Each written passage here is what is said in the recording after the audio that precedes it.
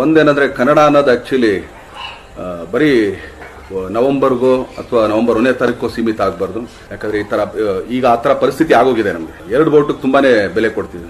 ಒಂದು ನಮ್ಮ ಭಾರತದ ಬಾವುಟ, ಅದು 3 ಬಣ್ಣ ಇದೆ. ಹಾಗೇನೆ ನಮ್ಮ ಕರ್ನಾಟಕದ ಬಾವುಟ 2 ಬಣ್ಣ. ಸೊ 2ಕ್ಕೆ ತುಂಬಾ ತಲೆಬಾಗ್ತೀವಿ.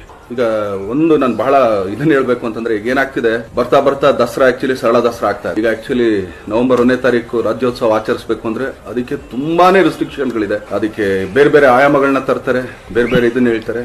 ನಾನು ಒಂದ್ ಹೇಳಕ್ ಇಷ್ಟಪಡ್ತೀನಿ. ಏನಕ್ಕೆ ಅಂತಂದ್ರೆ ನಾವು ಕನ್ನಡದವ್ರು ಹೆಂಗಾಗ್ಬಿಟ್ಟಿದೀವಿ ಈಗ ಅಂತಂದ್ರೆ, ಈಗ ನೀವು ಈ ತಮಿಳ್ನಾಡಲ್ಲಿ ಒಂದು ಜಲ್ಲಿಕಟ್ಟು ಅಂತ ಒಂದು ಆಟ ಇದೆ. ಅದನ್ನ ಕೋರ್ಟ್ಗೆ ಹೋಗಿ, ಹೈಕೋರ್ಟ್ಗೆ ಹೋಗಿ, ಸುಪ್ರೀಂ ಕೋರ್ಟ್ ಇಂದ ಆರ್ಡರ್ ತಗೊಂಡ್ರು. ಅಂದ್ರೆ ಅವ್ರಿಗೆ ಎಷ್ಟು ಹೆಮ್ಮೆ ಇರ್ಬೇಕು ಅದ್ರ ಬಗ್ಗೆ. ಅದು ಒಂದು ಆಟ, ಅದಕ್ಕೆ ಅವ್ರು ಅಷ್ಟೊಂದು ಆಟ ಆಡ್ಬೇಕಾರೆ ನಮ್ಮ ಭಾಷೆಗೆ ನಾವೊಂದು ಆಕ್ಚುಲಿ ಸ್ವಲ್ಪ ಸ್ವಾಭಿಮಾನ ನಾವು ಕನ್ನಡಿಗರು ಬೆಳೆಸ್ಕೊಂಡಿಲ್ಲ ಅಂತಂದ್ರೆ ಮುಂದಕ್ಕೆ ಹೋಗ್ತಾ ಹೋಗ್ತಾ ನವೆಂಬರ್ ಕನ್ನಡನೂ ಬರಲ್ಲ.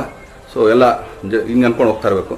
ಸೊ ಆದ್ರಿಂದ ದಯಮಾಡಿ ಎಲ್ಲರೂ ಕನ್ನಡಕ್ಕೆ ತುಂಬಾ ಆದ್ಯತೆ ಕೊಡಿ ಅಂತ ಕೇಳ್ಕೊಂಡು